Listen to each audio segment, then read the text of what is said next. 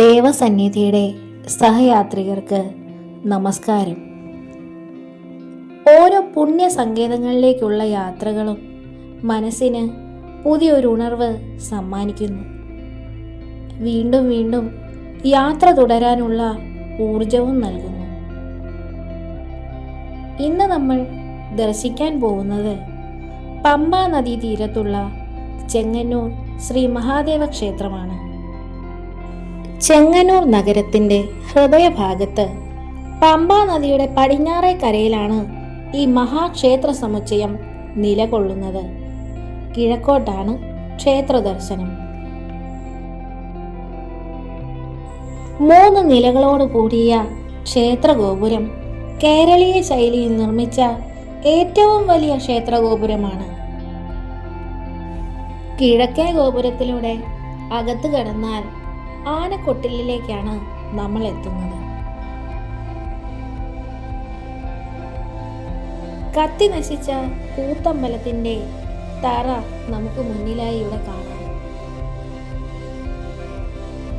അണ്ഡാകൃതിയിലാണ് കൂത്തമ്പലം നിർമ്മിച്ചിരുന്നത്. ഈ തറയിൽ ഭഗവത് വാഹനമായ നന്ദിയുടെ ഒരു ശിലാവിഗ്രഹം കാണാം. നന്ദിയെ ശിരസിലേറ്റുന്ന സ്വർണ്ണ കൊടിമരവും നമുക്കിവിടെ കാണാം.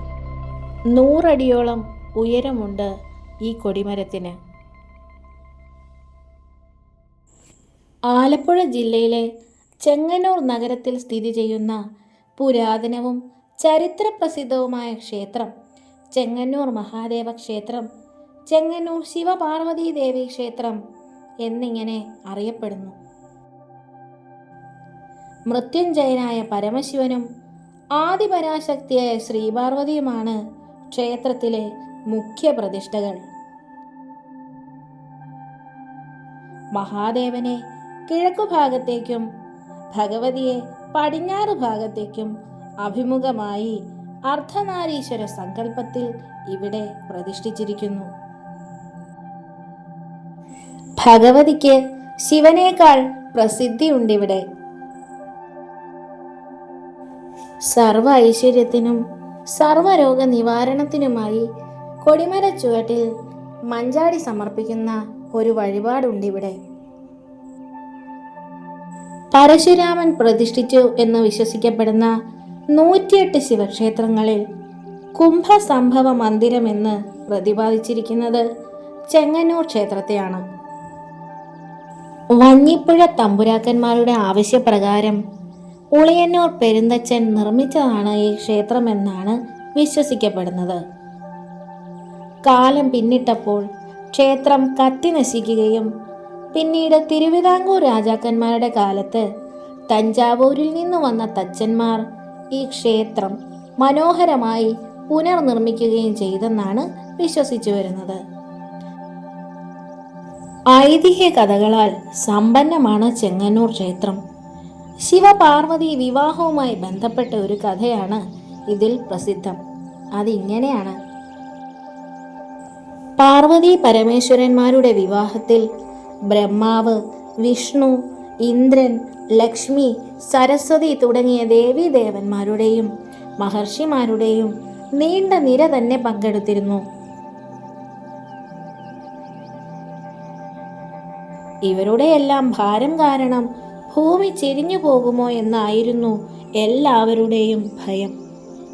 ഇതിനു പരിഹാരമായി ഭഗവാൻ അഗസ്ത്യമുനിയെ തെക്കുഭാഗത്തിരുത്തി. തെക്കുഭാഗത്തെ ശോണാദ്രിയിൽ തപസ്സിരുന്നു കൊണ്ട് അഗസ്ത്യമുനി ഭൂമിയെ ചെരിയാതെ നിലനിർത്തി. തൻ്റെ ദിവ്യദൃഷ്ടി കൊണ്ട് ശിവപാർവതി പരിണയം അദ്ദേഹം കണ്ടു. വിവാഹശേഷം ഭഗവാൻ പാർവതി സമേതനായി അഗസ്ത്യമുനിയെ കാണാൻ ശോണാദ്രിയിലെത്തി. അവിടെ വെച്ച് ദേവിക്ക് ഋതുവുണ്ടാവുകയും തുടർന്ന് ഋതുശാന്തി വിവാഹം അഗസ്ത്യമുനി നടത്തുകയും ചെയ്തു.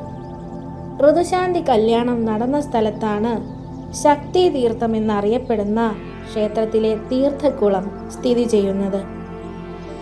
അന്നത്തെ ശോണാദ്രിയാണ് പിന്നീട് ചെങ്കുന്നൂർ എന്നും പിന്നീടത് ചെങ്ങന്നൂർ എന്നും അറിയപ്പെടുന്നത്. മധുര നഗരം ദഹിപ്പിച്ച കാളിയുടെ അവതാരമായ കണ്ണകി കൊടുങ്ങല്ലൂരിലേക്കുള്ള യാത്രാമധ്യേ ഇവിടെ വിശ്രമിച്ചു തപസ്സനുഷ്ഠിച്ചതായി ഒരൈതിഹ്യമുണ്ട്. ആസാമിലെ കാമാഖ്യ ക്ഷേത്രത്തിന് തുല്യമാണ് കേരളത്തിലെ ചെങ്ങന്നൂർ ക്ഷേത്രമെന്ന് സങ്കല്പവുമുണ്ട്. ചെങ്ങന്നൂർ ക്ഷേത്രത്തിൽ നടന്നുവരുന്ന തൃപ്പൂത്താറാട്ട് ഇതിൻ്റെ വലിയൊരു തെളിവാണ്. ആദിപരാശക്തിയായ ചെങ്ങന്നൂരമ്മ അരയ രാജാവിൻ്റെ മകളാണെന്നും മറ്റൊരു വിശ്വാസമുണ്ട്. മഹാദേവന്റെ ശാപത്താൽ ശ്രീ പാർവതി ഒരു മുക്കുവ കുടുംബത്തിൽ ജനിച്ചതായും മുക്കുവ യുവാവിൻ്റെ രൂപത്തിൽ വന്ന പരമശിവനെ സ്വയംവരം ചെയ്തതായും പുരാണത്തിൽ കഥയുണ്ട്. ഇന്നത്തെ കൊല്ലം ജില്ലയിൽ അറബിക്കടലിനും കായലിനുമിടയിൽ സ്ഥിതി ചെയ്യുന്ന ആലപ്പാട് എന്ന സ്ഥലത്തെ താമസക്കാരായ അരയന്മാർ ഇങ്ങനെ അവതരിച്ച ഭഗവതിയുടെ പിന്മുറക്കാരാണെന്ന് വിശ്വസിച്ചു വരുന്നു. ഈ വിശ്വാസവുമായി ബന്ധപ്പെട്ട് കുംഭമാസത്തിലെ ശിവരാത്രിക്ക് ആലപ്പാട്ടെ അരയ സമുദായക്കാർ നടത്തുന്ന ചടങ്ങാണ് പരിശം വെയ്പ്പ്. അരയ കുലാചാര പ്രകാരം വിവാഹ സമയത്തുള്ള ചടങ്ങാണ് പരിശം വയ്ക്കൽ. അതിനാൽ അരയ സമുദായക്കാരുടെ കുലദൈവമായും ചെങ്ങന്നൂരമ്മയെ ആരാധിക്കുന്നു. ഇവിടത്തെ പാർവതി ദേവിയുടെ തൃപ്പൂത്താറാട്ട് വളരെ പ്രസിദ്ധമാണ്. ചെങ്ങന്നൂരമ്മ രജസ്വലയാകുന്നു എന്ന സങ്കല്പത്തിലാണിത്. തുടർന്ന് 12 ദിവസത്തെ ഭഗവതീ ദർശനം സർവ ഐശ്വര്യത്തിനും ആഗ്രഹ സാഫല്യത്തിനും ഉത്തമമാണ് എന്നാണ് വിശ്വാസം. ഈ സമയത്ത് ഹരിദ്ര പുഷ്പാഞ്ജലിയാണ് പ്രധാന വഴിപാട്. ഈ വഴിപാട് മറ്റ് ക്ഷേത്രങ്ങളിൽ കാണാൻ സാധിക്കില്ല. നാലമ്പലത്തിൽ കിഴക്കു ഭാഗത്ത് ഭഗവാൻ മഹാദേവനും പടിഞ്ഞാറ് ഭാഗത്ത് പാർവതി ദേവിയും പ്രതിഷ്ഠിക്കപ്പെട്ടിരിക്കുന്നു പറഞ്ഞുവല്ലോ. ഇതിനടുത്ത് പ്രത്യേക ശ്രീകോവിലാണ് തൃപ്പൂത്ത് കാലത്ത് ദേവി പൂജ നടക്കുന്നത്. വർഷത്തിൽ പലതവണ ദേവി തൃപ്പൂത്താവാറുണ്ട്. പൂജാരി നിർമാല്യം മാറ്റുന്ന അവസരത്തിൽ ഉടയാടയിൽ രജസ്വലയായതിൻ്റെ പാടുകണ്ടാൽ 3 ദിവസം പടിഞ്ഞാറേ നട അടയ്ക്കുന്നു. ഭഗവതീ ചൈതന്യത്തെ ബലിബിംബത്തിലേക്ക് മാറ്റിയിരുത്തുന്നു. 4-ാം ദിവസം മിത്രപ്പുഴ കടവിൽ ദേവിയെ ആറാട്ടിനായി എഴുന്നള്ളിക്കുന്നു. ആറാട്ടിന് ശേഷം പിടിയാനപ്പുറത്ത് ദേവിയെ തിരിച്ചെഴുന്നള്ളിക്കുകയും കിഴക്കേ ആനക്കൊട്ടിലിൽ ചെങ്ങന്നൂരപ്പൻ തന്നെ എഴുന്നള്ളി നിൽക്കുകയും ചെയ്യുന്നു. കൂട്ടി എഴുന്നള്ളിപ്പിന് ശേഷം പടിഞ്ഞാറേ നടവഴി ശ്രീ പാർവതി ദേവിയെ അകത്തേക്ക് എഴുന്നള്ളിക്കുന്നു. തൃപ്പൂത്താറാട്ടിൽ പങ്കെടുത്ത് പ്രാർത്ഥിച്ചാൽ ആഗ്രഹങ്ങൾ സഫലമാകുമെന്നാണ് വിശ്വാസം. സുഖകരമായ ദാമ്പത്യത്തിനും ഇഷ്ടവിവാഹം നടക്കുവാനും സന്താനലബ്ധിക്കും തൊഴിലഭിവൃദ്ധിക്കും സാമ്പത്തിക ഉയർച്ചയ്ക്കും വിദ്യാവിജയത്തിനുമെല്ലാം ധാരാളം വിശ്വാസികൾ അന്നേ ദിവസം ഇവിടെ എത്തുന്നു. തൃപ്പൂത്ത് ആരംഭിച്ച് 12 ദിവസം നടത്തപ്പെടുന്ന ഹരിദ്ര പുഷ്പാഞ്ജലി നടത്തുവാനും ആയിരക്കണക്കിന് ഭക്തരാണ് ഇവിടെ എത്തുന്നത്. 108 ദുർഗാക്ഷേത്രങ്ങളിലും ചെങ്ങന്നൂർ വരുന്നുണ്ട്. ക്ഷേത്രത്തിൽ ഉപദേവതകളായി ഗണപതി, ദക്ഷിണാമൂർത്തി, അയ്യപ്പൻ, നീലഗ്രീവൻ, സുബ്രഹ്മണ്യൻ, ശ്രീകൃഷ്ണൻ, സ്ഥലീശൻ, ചണ്ഡികേശ്വരൻ, ഗംഗാദേവി, നാഗദൈവങ്ങൾ, ഹനുമാൻ തുടങ്ങിയവർക്കും പ്രതിഷ്ഠകളുണ്ട്.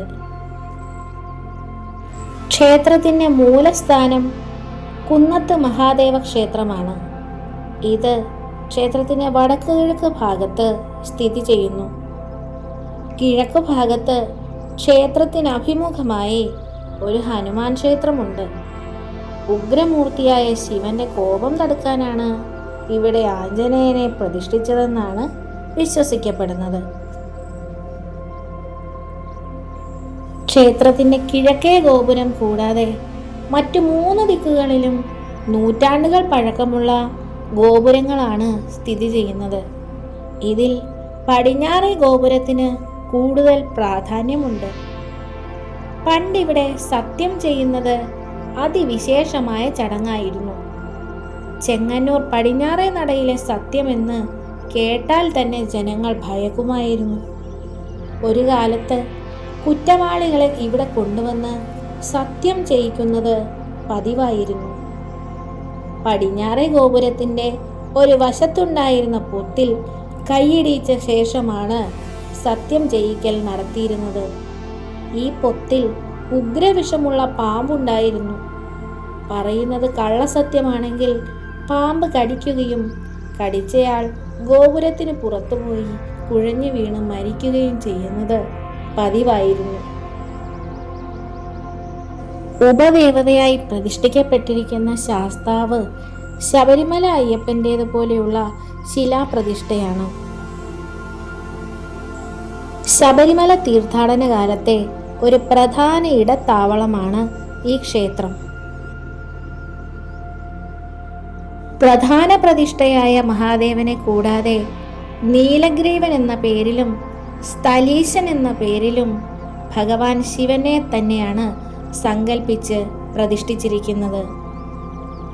പാലാഴി മഥനത്തിനിടയിൽ പൊന്തി വന്ന കാളകൂടവിഷം പാനം ചെയ്ത നീലകണ്ഠനാണ് നീലഗ്രീവൻ എന്ന പേരിൽ പ്രതിഷ്ഠിക്കപ്പെട്ടിരിക്കുന്നത്.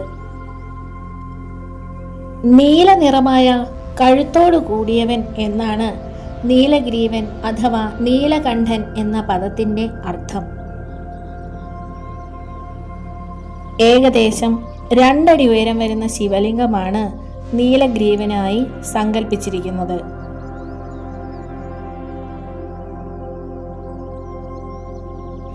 പടിഞ്ഞാറോട്ട് ദർശനമായി ജഗദീശ്വരിയായ ആദിപരാശക്തിയെ പ്രതിഷ്ഠിച്ചിരിക്കുന്നു. ശ്രീ പാർവതി എന്നാണ് അറിയപ്പെടുന്നതെങ്കിലും ശിവന് വിവാഹം കഴിക്കാൻ തയ്യാറായി നിൽക്കുന്ന സ്വയംവര പാർവതിയായും ദക്ഷപുത്രിയായ സതിയായും ആദിപരാശക്തിയായ മഹാകാളിയായും ദേവിയെ ഇവിടെ സങ്കല്പിച്ച് പ്രാർത്ഥിക്കുന്നു. ഭഗവതിയുടെ നടയിൽ 3 പൂജകളാണുള്ളത്. ഉഷപൂജ, ഉച്ചപൂജ, അത്താഴപൂജ എന്നിവയാണവ.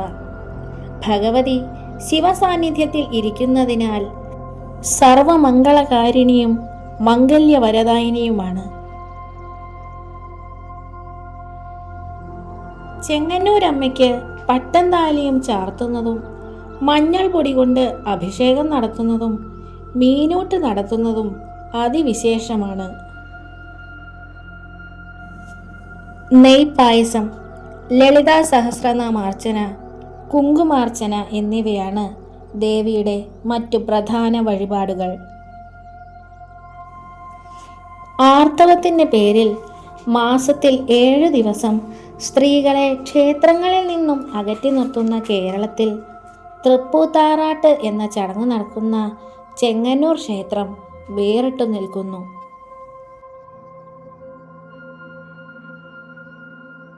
ദേവി രജസ്വലയാകുന്നത് ആഘോഷിക്കുന്ന ക്ഷേത്രമെന്ന നിലയിലാണ് ചെങ്ങന്നൂർ മഹാദേവ ക്ഷേത്രം ലോക പ്രശസ്തമായത്. കേരളത്തിലെ ആദ്യത്തെ 2 തന്ത്രി കുടുംബങ്ങളിൽ ഒന്നായി അറിയപ്പെടുന്ന താഴമൺ മഠത്തിനാണ് ചെങ്ങന്നൂർ ക്ഷേത്രത്തിലെ തന്ത്ര അധികാരം. ശബരിമലയിലെ തന്ത്രിമാർ എന്ന നിലയിൽ ലോകപ്രസിദ്ധമായ ഈ കുടുംബത്തിലെ അംഗങ്ങൾ തന്ത്രവിധി പഠിച്ചു കഴിഞ്ഞാൽ ആദ്യ പൂജ നടത്തുന്നത് ചെങ്ങന്നൂർ ക്ഷേത്രത്തിലാണ്. പിന്നീട് ശബരിമലയിലടക്കം ഇവർക്ക് പൂജ നടത്താൻ അധികാരമുള്ളൂ.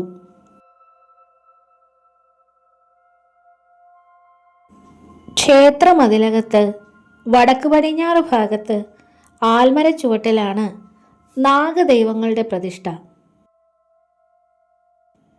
പരിവാര സമേതരായ നാഗങ്ങളുടെ അതിവിശേഷപ്പെട്ട പ്രതിഷ്ഠയാണ് ഇവിടെയുള്ളത്.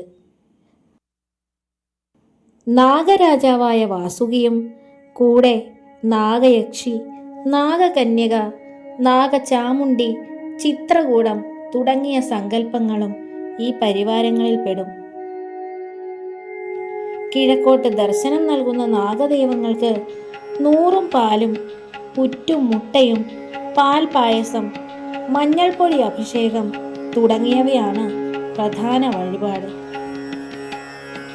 എല്ലാ മാസവും ആയില്യം നാളിൽ വിശേഷാൽ പൂജകളും കന്നിമാസത്തിലെ ആയില്യത്തിന് സർപ്പബലിയും ഇവിടെ പതിവാണ്.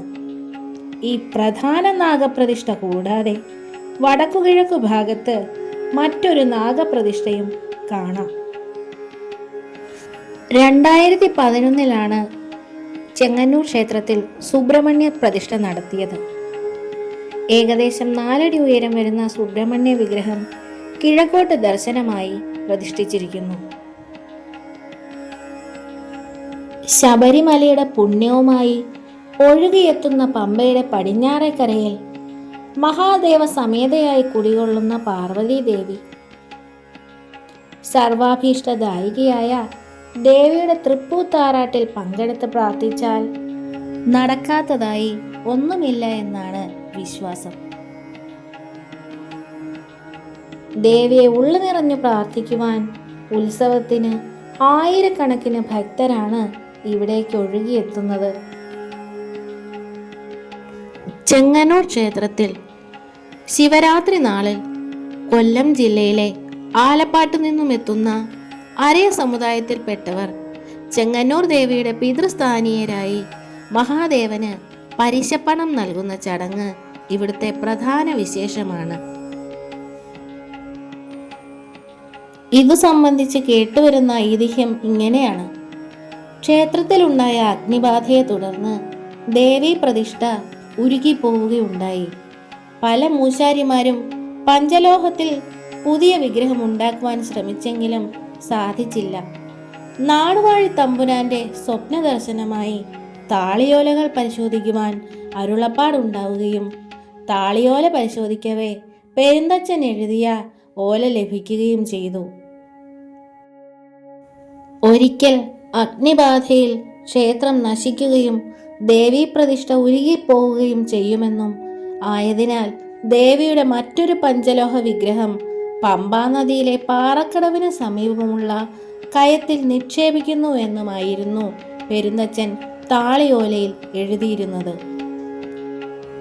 നാട്ടുകാർ കയത്തിൽ മുങ്ങി നോക്കിയെങ്കിലും വിഗ്രഹം ലഭിച്ചില്ല. മത്സ്യബന്ധനത്തിനായി എത്തിയ ആലപ്പാട്ട് അരയന്മാർ ഈ കയത്തിൽ മുങ്ങുകയും വിഗ്രഹം കണ്ടെടുക്കുകയും ചെയ്തു. അന്നേ ദിവസം ശിവരാത്രി ആയതിനാലും മഹാദേവന് തന്റെ ദേവിയെ അരയന്മാർ നൽകുകയും ചെയ്തതിനാൽ വർഷം തോറും ശിവരാത്രി നാളിൽ പിതൃസ്ഥാനീയരായി ക്ഷേത്രത്തിലെത്തി ദേവന് പരിശപ്പണം നൽകുന്നു. പരിശം വയ്പ് എന്നാണ് ഈ ചടങ്ങ് അറിയപ്പെടുന്നത്.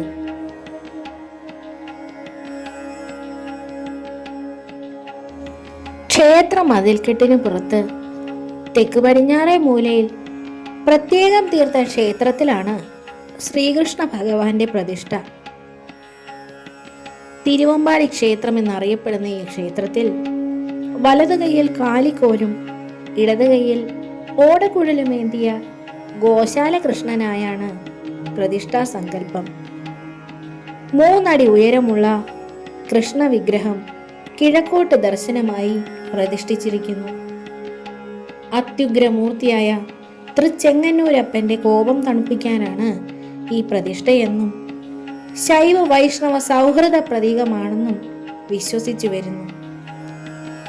പാൽപായസം, അപ്പം, അട, തുളസിമാല, സഹസ്രനാമാർച്ചന തുടങ്ങിയവയാണ് ശ്രീകൃഷ്ണന്റെ പ്രധാന വഴിപാടുകൾ. ശ്രീകൃഷ്ണ ക്ഷേത്രത്തിനടുത്താണ് ശിവശിരസിലെ സജല സാന്നിധ്യമായ ഗംഗാദേവിയുടെ പ്രതിഷ്ഠ ചെറിയൊരു കുളത്തിന്റെ രൂപത്തിൽ പ്രതിഷ്ഠിച്ചിരിക്കുന്നത്.